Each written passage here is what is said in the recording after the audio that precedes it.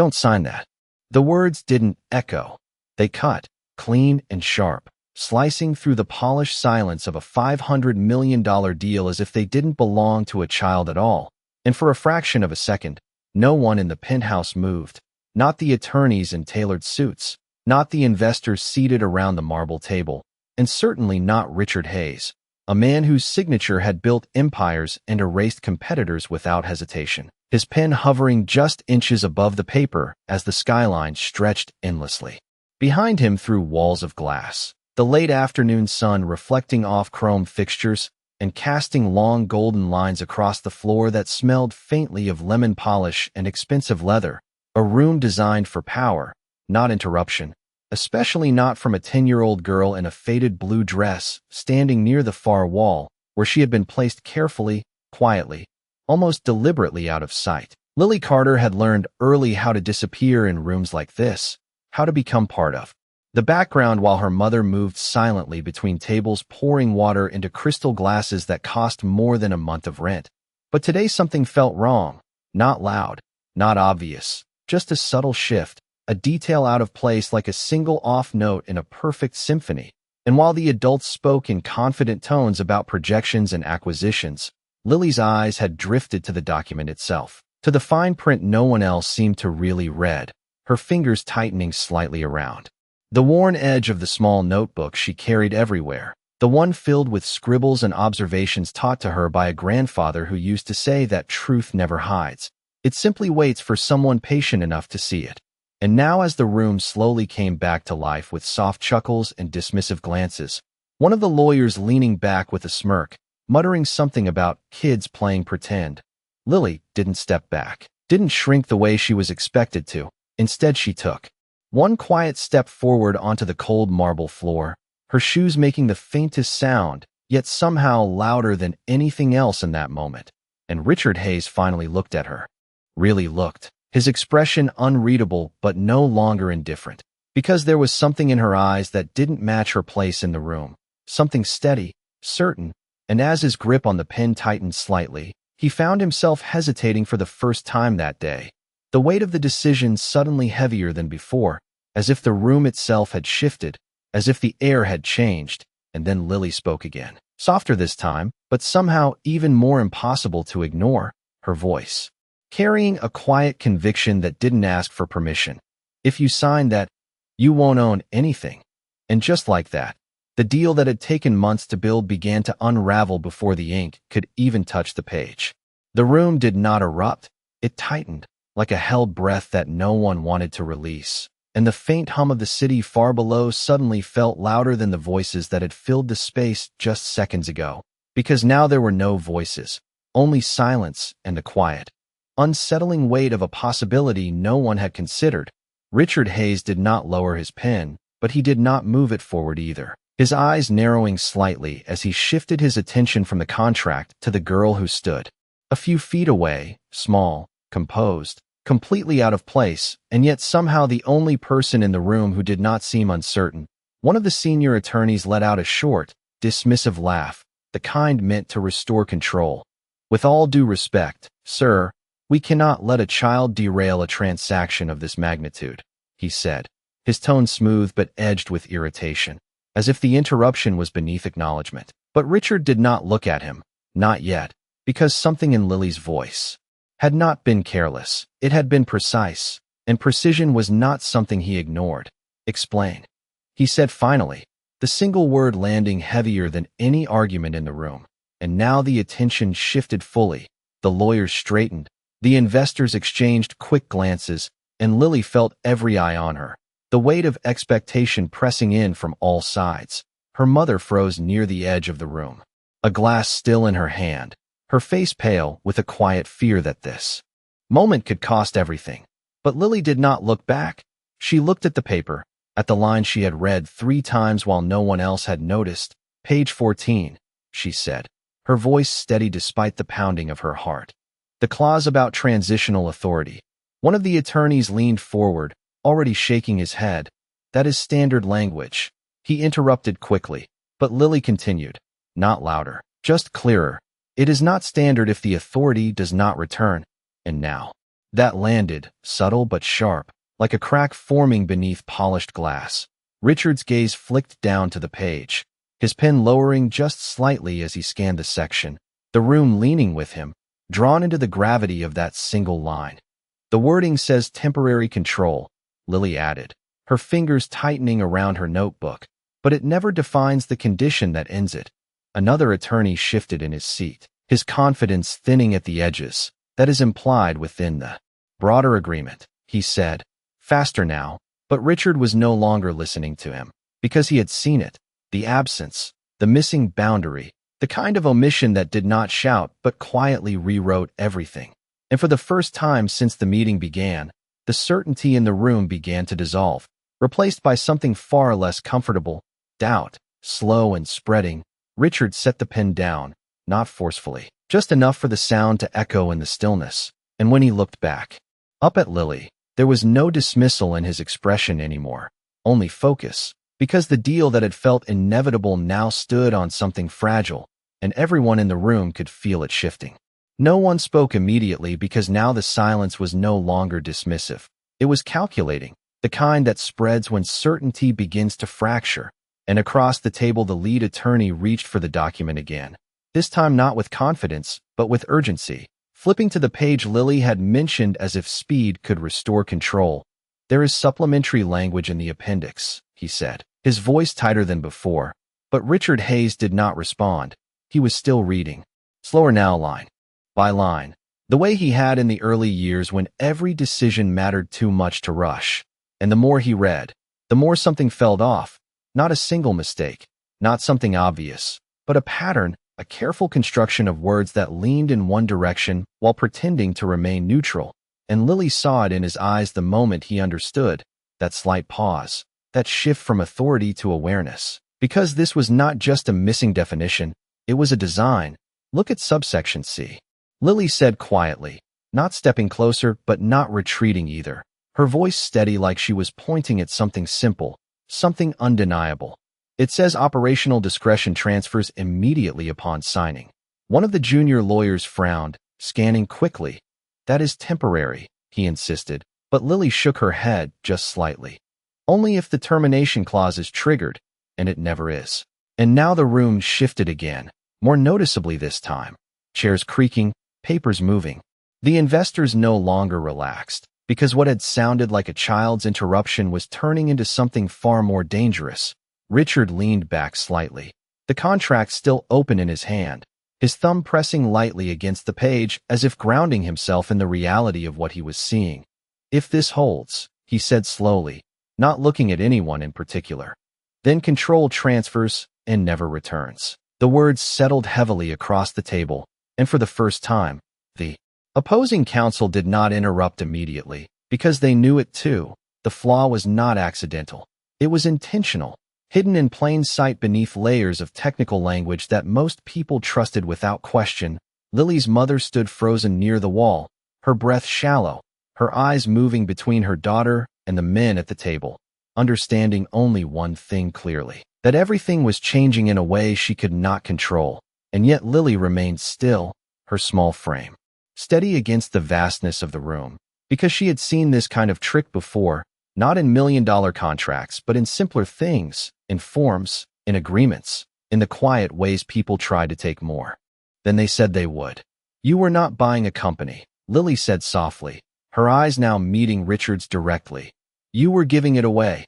And that was the moment the illusion broke completely, because no one laughed, no one dismissed her, and the weight of $500 million no longer felt like an opportunity. It felt like a trap that had almost closed. The shift was subtle at first, like a crack beneath polished marble, but once it began it could not be unseen, and across the table the opposing counsel adjusted his tie, a small gesture that betrayed more than any argument could, because confidence does not need correction. This is being misinterpreted, he said carefully, choosing each word with precision. But the room no longer accepted precision at face value, not after doubt had entered, and Richard Hayes closed the document slowly, not in anger, not in frustration, but in something far more controlled, something colder, the kind of restraint that comes when a man realizes he has almost made a mistake he cannot undo. his fingers resting on the cover for a moment before he looked up, not at the girl this time, but at the men who had presented the deal. "You said this was standard," he said, his voice calm but stripped of warmth. And no one answered immediately, because now every word mattered too much. The lead attorney leaned forward again, attempting to reclaim ground that was already slipping. "It is standard within certain frameworks," he began, but Richard did not let him finish. "Within which framework does control transfer without a defined return?" he asked, not raising his voice, yet somehow making the question feel heavier than any accusation. And that was when the silence changed again, no longer uncertain, but exposed. Because the answer did not exist in any honest interpretation, Lily watched it unfold. Not with triumph, but with a quiet clarity. The way someone watches a truth reveal itself exactly as expected, her small hands now still at her sides, her breathing steady as if the storm around her belonged to a different world entirely. Her mother, however, felt every second stretch painfully, her eyes fixed on her daughter with a mixture of fear and disbelief, because this was not the invisible role they had always lived in. This was something else, something dangerous in its own way, the kind of attention that could either open doors or close them forever. Richard stood up then, slowly, the chair behind him sliding back with a soft sound that echoed louder than it should have in the room's stillness. And when he placed both hands lightly on the table, the shift in power was unmistakable, not loud, not dramatic, just absolute. "We are done here," he said, and the words did not need emphasis because they carried finality. $500 million dissolved in a sentence, months of negotiation erased in less than a minute, and yet no one argued, no one protested, because the truth had already done the work for him. The illusion of control replaced by the reality of what had almost been taken. And as the investors began to gather their papers in quiet, controlled motions, avoiding eye contact, Richard's gaze returned once more to Lily Carter, not as an interruption, not as a mistake in the room, but as the only person who had seen clearly when everyone else had relied on assumption. And for the first time since she had spoken, there was something new in his expression, not disbelief, not even surprise, but recognition, the kind that does not come from status or position, but from understanding exactly how close everything had come to being lost. No one rushed for the door, not at first, because leaving too quickly would mean admitting they had just walked into something they did not fully understand. So instead they moved carefully, quietly, gathering folders, closing briefcases, avoiding the kind of eye contact that might invite questions they could not answer. And the room that had once carried the weight of power now carried something else entirely: restraint, calculation, and a quiet awareness that control had shifted in a way no one had planned. Richard Hayes remained standing at the head of the table, watching it unfold without speaking, his posture relaxed but deliberate, as if every second of silence was a decision. And when the last of the opposing counsel finally stepped away, offering a polite but hollow nod, the door closed with a soft click that felt louder than it should have, leaving behind only the people who had witnessed the truth arrive and take hold. Lily Carter had not moved far, still standing where she had been, as if unsure whether she had just crossed a line she could not step back from, her small shoulders steady but her fingers now curling slightly at her sides, the adrenaline fading into something quieter, something more uncertain, because moments like this did not exist in her world. Not really. Her mother approached her slowly, careful, her voice barely above a whisper. "Lily, what did you do?" Not angry, not even fearful now, just overwhelmed by the weight of what had happened. Lily looked up at her, searching for the right words, but finding only the truth she always returned to. "I just read it," she said softly, as if that should have been enough. And in a way, it was. Richard heard it, every word, and something in that simple answer settled deeper than anything else that had been said in the room, because the difference had never been intelligence alone. It had been attention, the kind that does not assume, the kind that sees what others overlook. He stepped forward then, not quickly, not dramatically, just enough to close the distance between them, his presence no longer towering but focused, grounded. And when he spoke, his voice carried none of the authority it had earlier, only clarity. "What else did you see?" he asked, and Lily hesitated for a moment, not out of fear, But because she understood now that her words carried weight, that they could change things beyond this room, she glanced once at the table, at the contract still lying there like something unfinished, then back at him. They repeated the same structure in 3 places, she said, her voice quiet but certain, so it would not look like a mistake. And Richard exhaled slowly, not in relief, but in recognition of how close he had come to trusting something that had not earned it. The city outside continued as if nothing had happened, cars moving, lights shifting, the world unchanged. But inside that room, something fundamental had shifted, not just a deal, not just money, but perspective. And as Richard looked at Lily Carter, he no longer saw a child out of place. He saw someone who had stepped into a moment that was never meant for her and changed its outcome simply by refusing to look away. The room felt different now, not quieter, but clearer, as if something invisible had been wiped away and what remained could no longer hide behind polished words and confident tones. And Richard Hayes stood there for a moment longer, letting that clarity settle, because decisions like this were not just about what had been avoided, they were about what came next, and he understood that more than anyone else in the room. He turned slightly, his gaze moving from the contract to the skyline beyond. The glass walls, the city stretching for miles, full of movement and deals and quiet risks no one ever saw until it was too late. And for the first time that afternoon, he allowed himself to consider the simple truth that had just saved him. Not strategy, not instinct, but attention, the kind that does not assume expertise guarantees safety. Behind him, Lily Carter shifted her weight slightly, the moment beginning to settle into something real, something that would not disappear once she walked out of the room. Her mother standing close now, one hand resting lightly on her shoulder, not to hold her back, but to steady herself, because everything about this situation felt unfamiliar. The space, the attention, the way people were now looking at her daughter not as someone invisible, but as someone who had changed the outcome of something enormous. Richard turned back toward them, his expression thoughtful, measured, as if he was choosing his next words with the same care Lily had used. When she spoke, most people in this room read that document, he said slowly, his voice calm but carrying across the space, and they trusted what they expected to see. He paused, not for effect, but because the weight of that realization deserved space. You did not. And it was not praise, not in the usual sense, it was recognition, the kind that comes when someone identifies a rare ability, something that cannot be taught easily, something that exists because of how a person sees the world. Lily did not respond immediately, not because she did not understand, but because she had never been in a position where her way of seeing mattered to someone like him.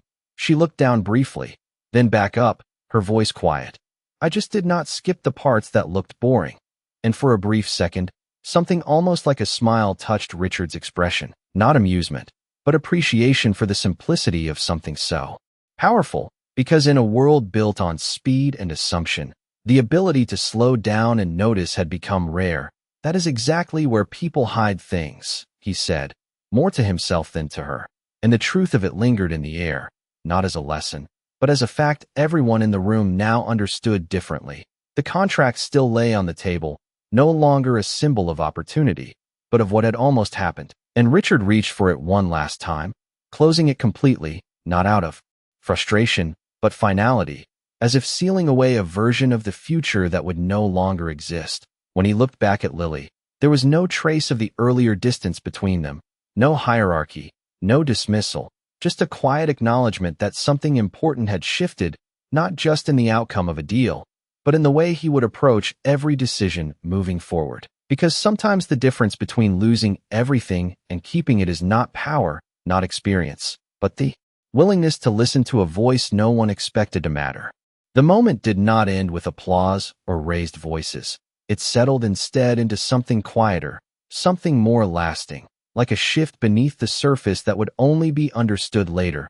And as the sun dipped lower beyond the glass walls, casting longer shadows across the marble floor, Richard Hayes moved toward the window, his reflection faint against the vast city stretching below. A man who had built his life on certainty, now standing in a rare moment of reconsideration, not of his success, but of the way he reached it.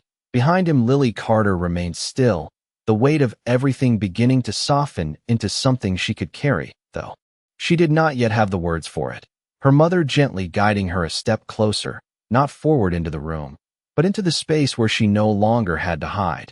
And for the first time, Lily did not try to disappear. She simply stood there, present, aware, and quietly grounded in the truth she had spoken. Richard turned back slowly, his expression no longer guarded, but thoughtful in a way that suggested this moment would not be forgotten.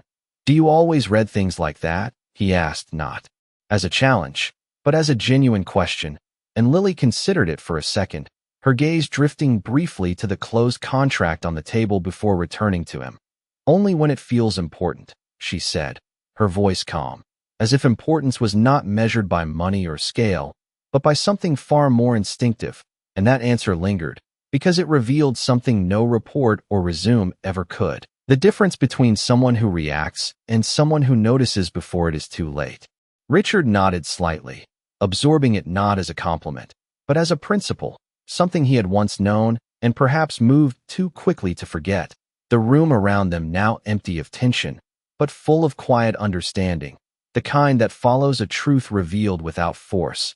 And as he stepped closer again, there was no sense of hierarchy in the space between them, only recognition.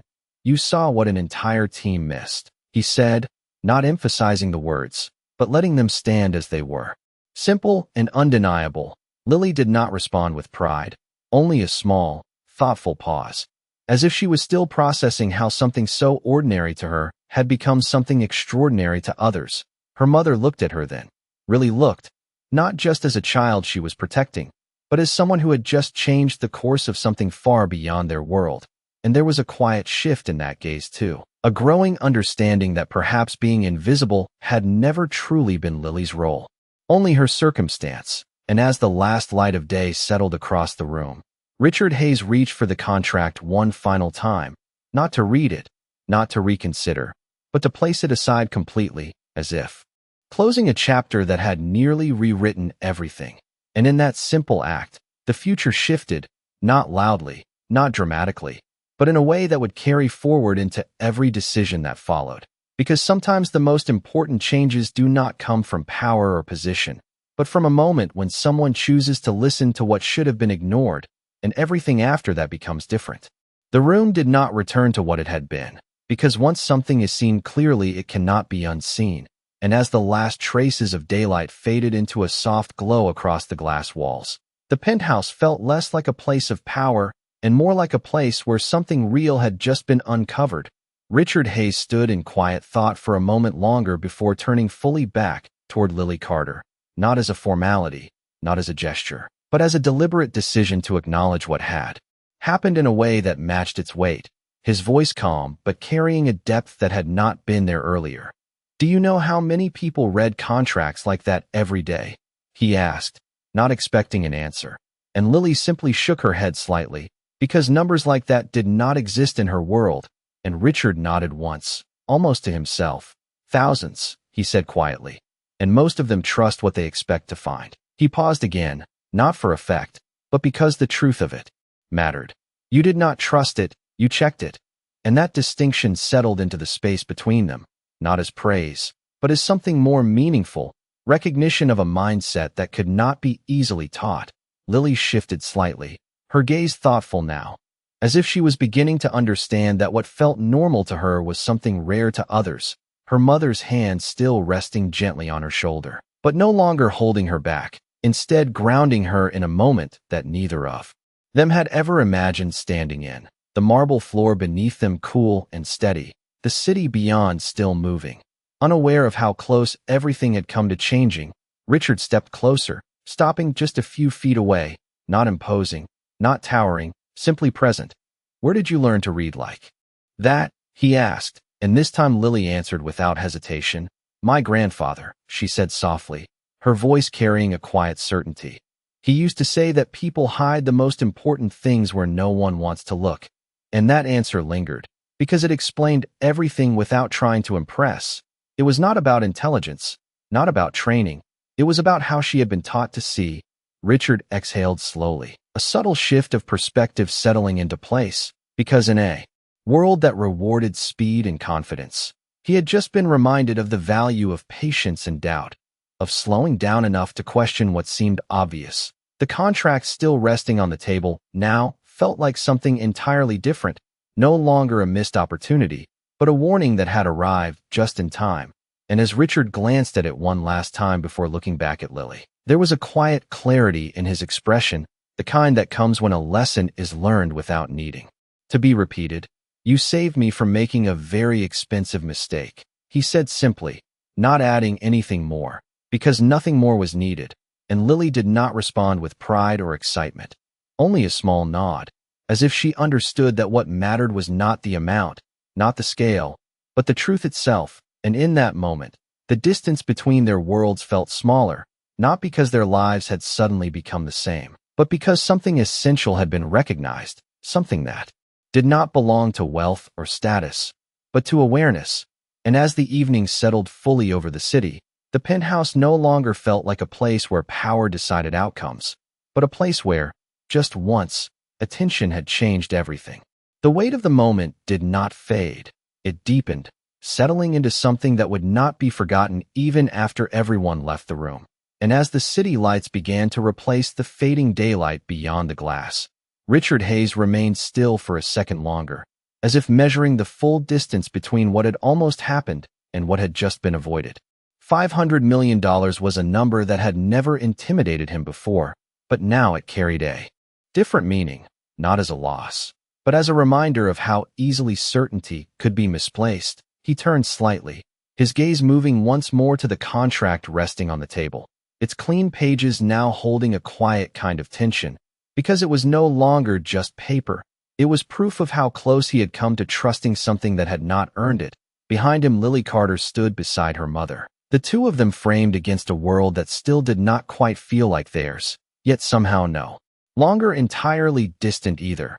Her mother's hand still lightly resting on her shoulder, but now with a different kind of presence, not protective in the same way as before, but supportive, steady, as if recognizing that her daughter had stepped into something larger and handled it with a calm that could not be taught.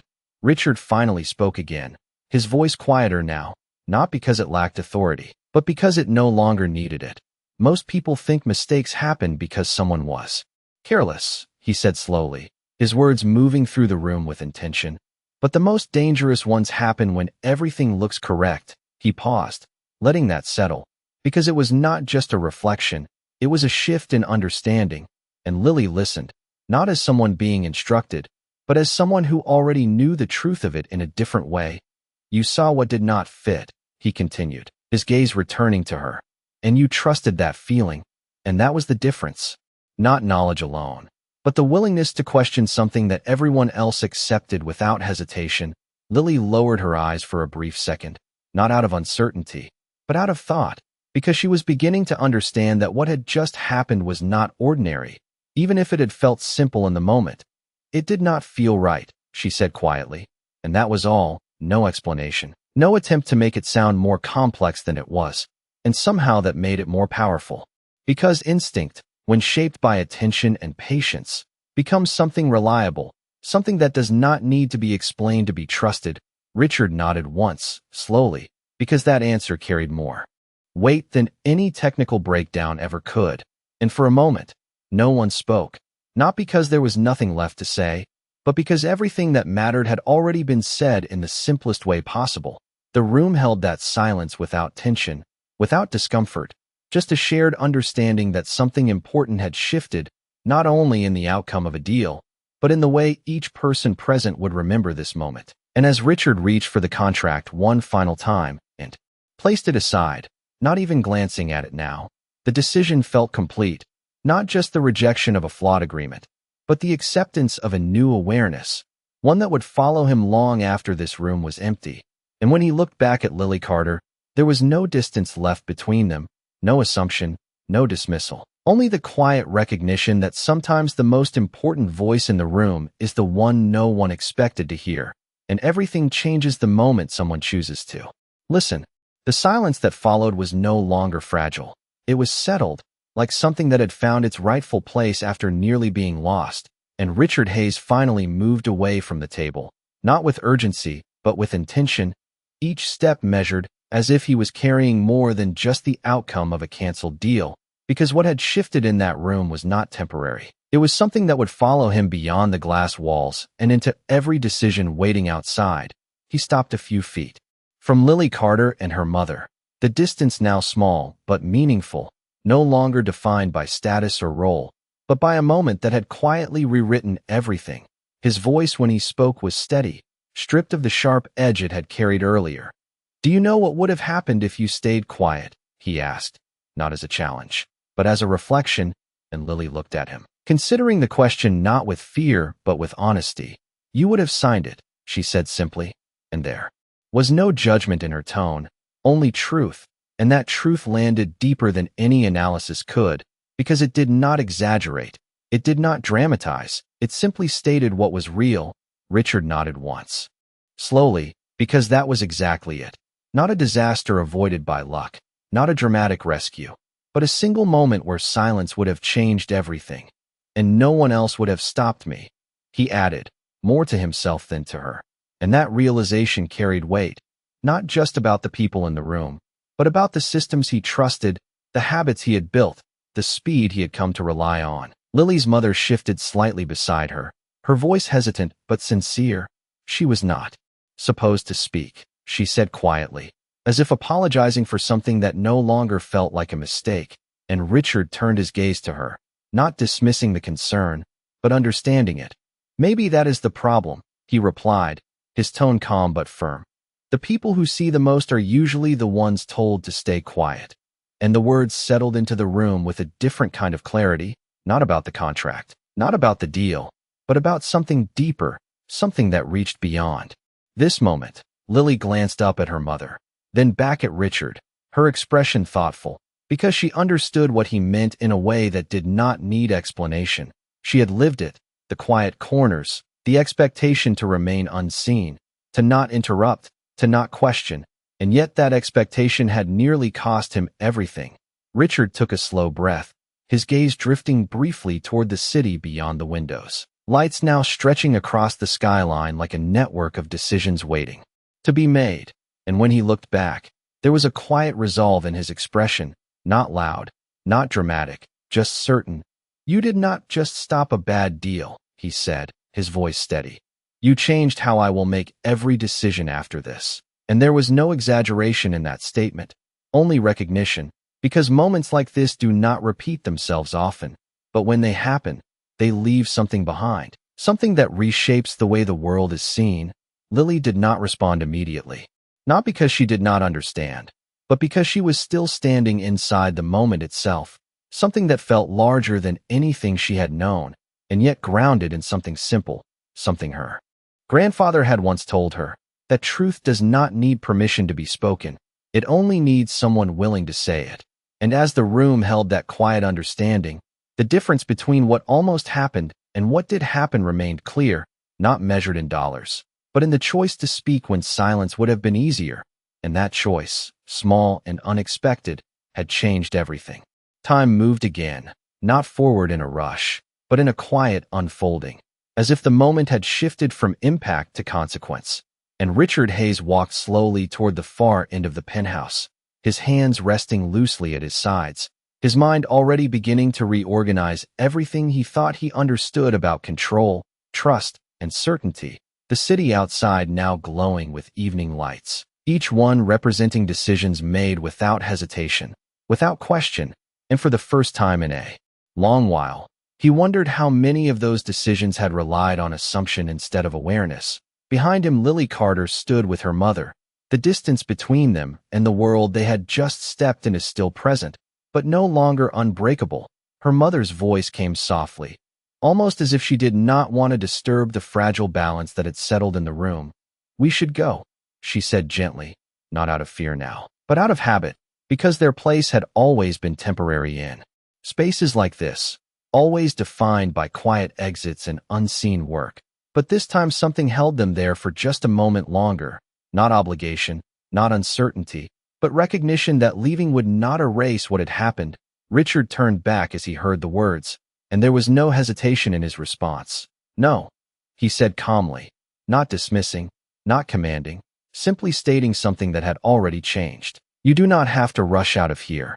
And the difference in that statement was clear. It was not permission in the usual sense. It was acknowledgement, a quiet correction of something that had always been unspoken. Lily looked up at her mother, then back at Richard, her expression thoughtful, because she understood that the moment was no longer just about what she had done, but about what it meant. Her mother hesitated, her instinct pulling her toward the familiar path of leaving unnoticed. But something in Richard's tone made her pause, made her reconsider the space she occupied, not as someone passing through, but as someone present, and slowly, she nodded, her posture easing just slightly. As if a weight she had carried for years had shifted, Richard walked back toward them, stopping at a respectful distance, his gaze steady but no longer distant. "There will be questions about today," he said, his voice measured, "and I will answer them. Not as a favor, not as a gesture, but as a decision, because what had happened in that room would not be hidden behind silence or simplified into something easier to explain.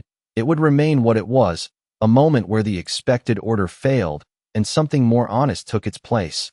Lily listened quietly, her mind still holding on to the details of the contract, the lines that had not made sense, the patterns that had revealed themselves only because she had taken the time to see them. And for a brief moment, she wondered how many other things in the world worked the same way. How many truths were hidden simply because no one looked long enough. Richard seemed to sense that thought, though it was never spoken. "The world is full of things that look correct," he said, almost as if continuing a conversation that had not been voiced. "But that does not make them true." And that idea settled deeply, not as something new, but as something confirmed, something Lily had already begun to understand in her own way. The room held that understanding quietly, without pressure, without expectation, just a shared recognition that something important had been revealed. And as the night fully settled outside, the penthouse no longer felt like a place of distance and hierarchy, but a place where, for once, the truth had not been filtered or ignored, but seen clearly, spoken simply, and allowed to change everything that followed. The night settled fully over the city, turning the glass walls into mirrors that reflected not just the skyline, but the people inside. And for the first time, Lily Carter saw herself in that reflection, not as someone who did not belong, but as someone who had quietly reshaped what that room stood for. Her mother stood beside her, no longer tense, no longer trying to anticipate the moment they would need to leave, because something fundamental had shifted, not just in how they were seen, but in how they stood within that space.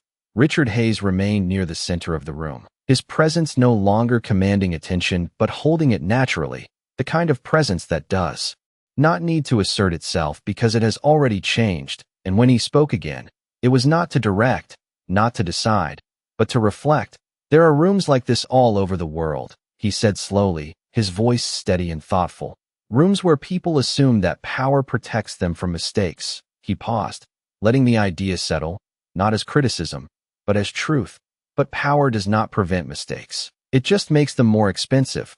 And that line carried weight, not just because of what had almost happened, but because of what it revealed about the way decisions were made. Lily listened quietly, her gaze steady, because she understood now that this moment was not just about a contract or a number. It was about something deeper, something that connected all the small moments she had spent learning to observe, to notice, to question, her grandfather's voice echoing faintly in her memory, reminding her that truth does not hide, it waits. And Richard continued, his tone softer now, almost reflective. "What saved me today was not expertise, it was attention."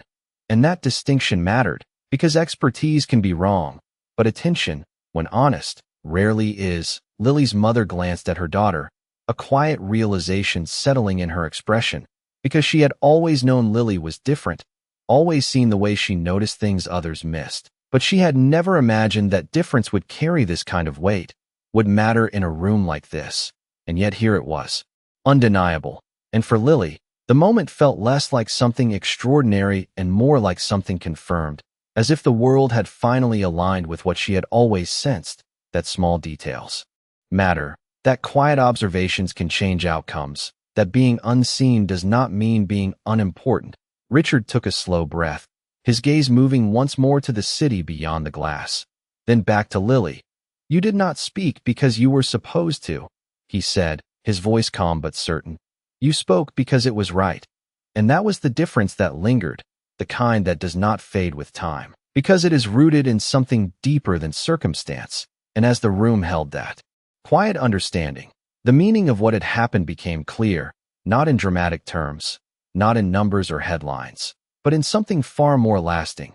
That true value does not come from position or wealth, but from the courage to see clearly and the willingness to speak when it matters most. And in that realization, the night felt different, not just outside, but within, as if something invisible had shifted into place, something that would remain long after the room was empty and the moment had passed.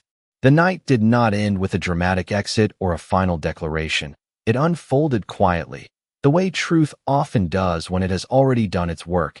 And as the lights of the city shimmered endlessly beyond the glass, Richard Hayes stood for one last moment in the room that had nearly changed everything, not because of what had been lost, but because of what had been revealed. And behind him, Lily Carter and her mother began to move toward the door, not hurried, not uncertain, but steady, as if they were leaving not as shadows in someone else's world, but as people who had just reminded that world of something it had forgotten. Her mother's hand no longer resting on her shoulder out of fear, but lightly, almost proudly, as if grounding a truth she could now fully see. And Lily glanced back once, not to hold on to the moment, but to understand it. The marble floors, the quiet table, the contract set aside, all of it still there, unchanged in appearance, yet completely different in meaning, because what had happened in that space was not written on paper. It was carried forward in the choices that would follow. Richard noticed the glance and stepped forward slightly, not to stop them, but to acknowledge what did not need to be said again. Keep doing that, he said simply, his voice calm and certain, not offering advice, but recognizing something rare. And Lily nodded once, a small gesture, but one that carried the quiet confidence of someone who had already learned where to look. And as they walked toward the door, the distance between their world and his no longer felt absolute, not because it had disappeared, but because something more important had bridged it. Something that did not rely on status or permission. The understanding that awareness has value anywhere, everywhere, if someone is willing to trust it. The door opened softly, and the hallway beyond felt ordinary in a way that contrasted sharply with what had just taken place. But Lily did not shrink back into invisibility as she stepped through. She carried herself the same way she had stood in that room, present, attentive, grounded in the simple truth that had guided her all along. And Richard remained where he was, watching them leave, not as figures fading into the background, but as the reason something in him had shifted. And long after the door closed and the room fell quiet again, the lesson remained, not loud, not forceful, but clear, that real worth is not announced by titles or wealth. It reveals itself in moments when someone chooses to see what others overlook and speak when silence would be easier. And somewhere far below, the city continued without pause, unaware that in a room above it, everything had almost been lost, and everything had been saved, not by power, not by authority, but by a voice that refused to be invisible when it mattered most.